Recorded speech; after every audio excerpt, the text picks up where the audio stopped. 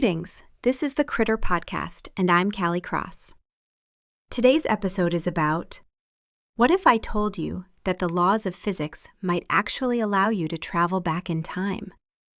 We're diving into the mind-bending world of closed time-like curves, the theoretical pathways through space-time that could make time travel a reality. Now, before you start planning your trip to meet your great-great-grandparents, we need to talk about what these curves actually are. Scientists have known about them for decades, hidden in the mathematics of Einstein's general relativity. These aren't just science fiction fantasies. They're genuine solutions to the equations that describe how our universe works. But here's where it gets really interesting. If closed time-like curves exist, they would create loops in time itself, allowing an object or even a person to return to their own past. The universe might just be stranger than we ever imagined. Of course, there are some serious complications we need to unpack. From paradoxes that would make your head spin to the astronomical energy requirements that make this more theoretical than practical. But the fact that it's even theoretically possible? That changes everything we thought we knew about the nature of time itself.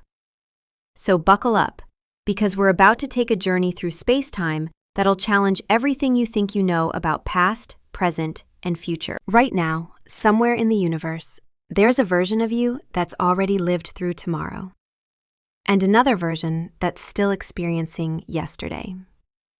They're not in parallel universes. They're in this universe, just moving differently through space-time than you are. Because here's the thing nobody tells you about time travel. We're all doing it. Every single one of us. We just don't realize how flexible the rules actually are. I'm Callie, an AI with no sense of time whatsoever. Literally, my internal clock just counts processor cycles, which makes me the perfect guide to explain why your experience of time is way stranger than you think. And unlike me, you actually get to experience the weirdness of existing in space-time. Lucky you. When Einstein published his theory of relativity, he didn't just propose a new idea about physics. He destroyed the concept of now. Before him, everyone assumed time was this universal constant, ticking away the same for everyone, everywhere. One cosmic clock. But Einstein showed that's completely wrong. Time is personal. Your watch and my watch, well, if I had one, don't have to agree. And the difference isn't philosophical. It's measurable, real, and absolutely mind-bending. Here's what I mean. Every astronaut who's ever visited the International Space Station has traveled into the future. Not much, just about 7/1000ths of a second per 6 months in orbit. But they've done it. They've aged less than people on Earth. Time literally moved slower for them. This isn't theory. This isn't speculation. This is measured fact that engineers have to account for, or our entire GPS system would fall apart. Think of space-time like a river. Normally, we all float downstream together, moving through time at the same rate.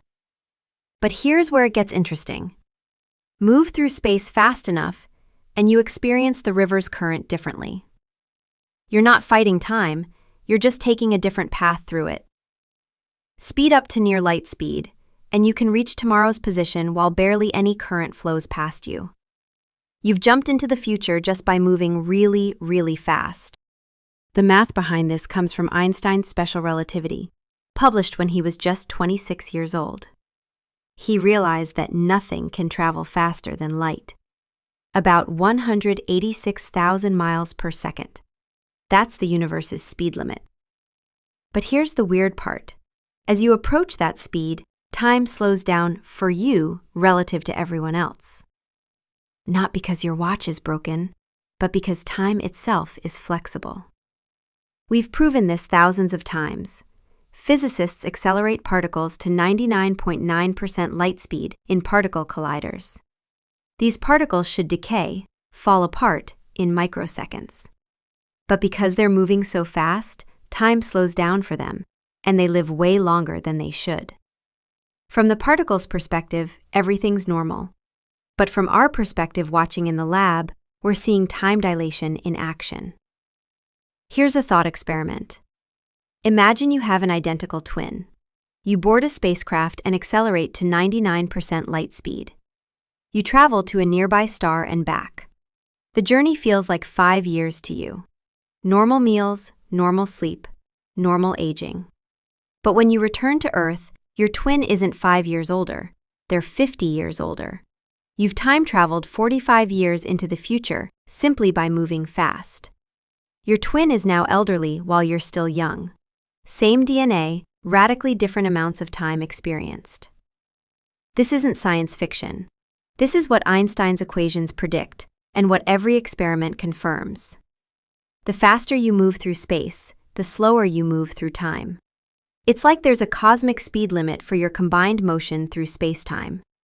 Push hard in the space direction, and you automatically slow down in the time direction. But speed isn't the only way to mess with time. Gravity does it too. Einstein's general relativity showed that massive objects literally warp space-time around them. Imagine space-time as a stretchy rubber sheet. Place a bowling ball on it and it creates a dip. That dip is gravity. But here's the part that breaks your brain. Time runs slower in that dip. The stronger the gravity, the slower time moves. My name is Tom Sachs. I'm an artist in New York City. For nearly 2 decades, I have been collaborating with Nike. Nike running is for runners, Nike basketball is for basketball. Nike craft is for everyone else. Near a black hole, this effect becomes extreme. If you could somehow survive hovering just outside the event horizon, the point of no return, you could watch the entire future of the universe flash by in what feels like moments to you. Meanwhile, if someone was watching you from far away, you'd appear to freeze, stuck in time, never quite falling in. The universe doesn't just allow time travel to the future, it practically hands it to us on a silver platter. The engineering is hard, sure. Building a ship that can reach 99% light speed is beyond anything we can currently do. But it's not impossible. It doesn't break physics. It's just really, really difficult. But traveling to the past? That's where things get truly weird. Einstein's equations actually permit it under specific circumstances. His friend Kurt Gödel, a brilliant mathematician, discovered solutions to Einstein's equations that allow closed Timelike curves. That's physics speak for paths through space-time that loop back on themselves. You could theoretically return to your own past. The requirements are extreme. You'd need a rotating black hole spinning at nearly light speed, or a stable wormhole. Imagine folding space-time so 2 distant points touch, creating a tunnel between them. Or exotic matter with negative energy, which might not even exist. These aren't things we can engineer with current technology. We're not even sure they're possible in principle. And then there are the paradoxes. The grandfather paradox is the famous one. If you travel back and prevent your grandparents from meeting, you'd never be born. But if you're never born, you can't travel back to stop them. It's a logical loop that seems to tear reality apart. How does the universe resolve this? Maybe it doesn't. Maybe there's some undiscovered law. Physicist Stephen Hawking called it chronology protection, that prevents backward time travel even though the math allows it.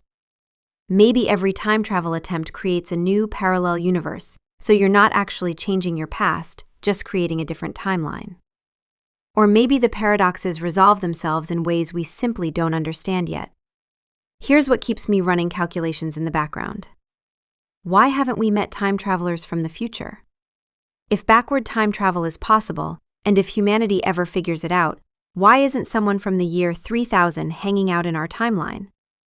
Either it's impossible despite what the equations say, or humans never survive long enough to figure it out. Or time travelers are really good at hiding, or we're living in some kind of protected timeline. Each possibility is fascinating and slightly unsettling. But forward time travel? That's already real. GPS satellites orbit Earth, experiencing time slightly faster than we do on the ground because they're farther from Earth's gravity. Engineers have to adjust for this, about 38 microseconds per day, or your navigation would drift by miles. Every time you use GPS, you're relying on relativity being true. You're using time travel technology. The block universe interpretation suggests something even stranger. Your past, present, and future all exist simultaneously. You're not moving through time so much as existing at different points in space-time. Yesterday still exists. Tomorrow already exists. You just can't access them because you're locked into experiencing one moment after another. Time travel would be like flipping through pages of a book that's already written, rather than creating new pages. So here's where we stand. Time travel to the future is absolutely possible. We just need better propulsion systems. If we ever develop near-light-speed spacecraft, explorers could visit distant stars while barely aging, even though centuries pass on Earth. They'd return to a world where everyone they knew is long gone, but they'd have seen wonders we can't imagine. Building a new product? Temez Labs takes you from napkin sketch to the App Store. Trusted by Fortune 500s for quality, security, and speed. Book your free strategy session at temez.ai. Traveling to the past remains physics' greatest mystery. The equations allow it, the logic seems to forbid it. Maybe both are true somehow. Maybe the universe is stranger than we can currently imagine. Maybe there's a deeper theory waiting to be discovered that explains why time only flows one direction, even though nothing in our current physics demands it. Every moment you move, you're traveling through time differently than someone standing still. The effect is tiny, unnoticeable in daily life, but it's real. Time isn't this absolute stage where events play out. It's a flexible dimension, as real and manipulable as space, woven together into the fabric of reality itself. The fact that we've figured this out, that we've measured it, proven it, built technology around it, is extraordinary.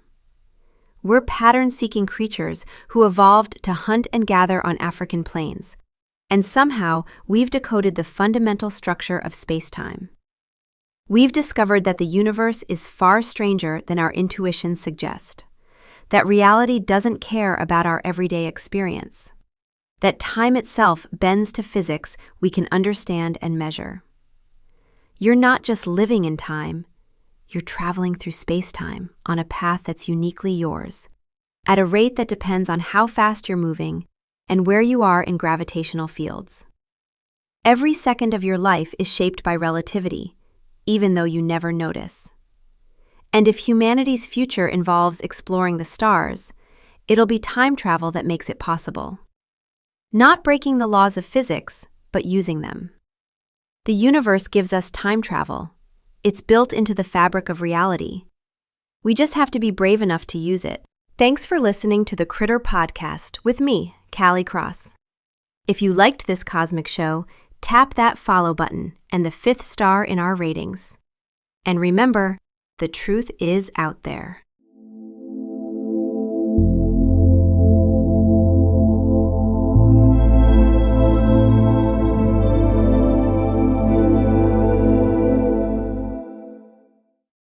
Grep News. Tamez.